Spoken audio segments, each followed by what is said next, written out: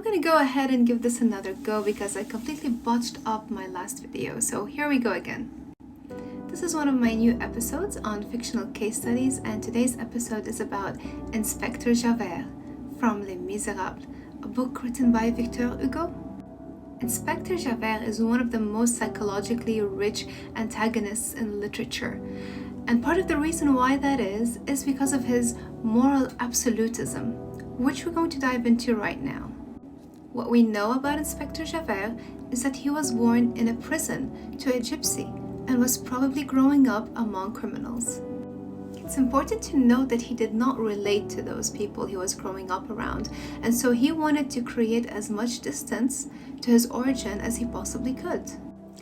Javert's attitude to Jean Valjean reveals a certain way of thinking that also reveals a conditional assumption that would probably go along the lines of, if I follow the law to a T, then I will be safe, or then I will be accepted, or then I can prove my worth.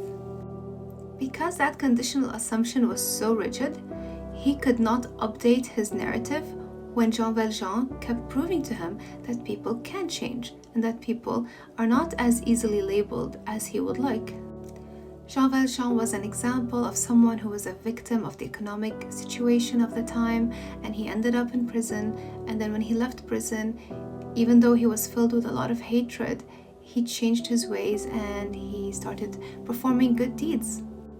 Inspector Javert was on the receiving end of some of those good deeds, and he did not take that very well because they challenged what he believed to be true, which is that only if you follow the law all your life, probably to a T, should you deserve good things. And to him, Jean Valjean is not a person who did that. Even when challenged with a lot of evidence from Jean Valjean that things can change, people can be given second chances, Inspector Javert could not update his information, or should I say his belief system. We all hold on to conditional assumptions and belief systems because they help us make sense of the world.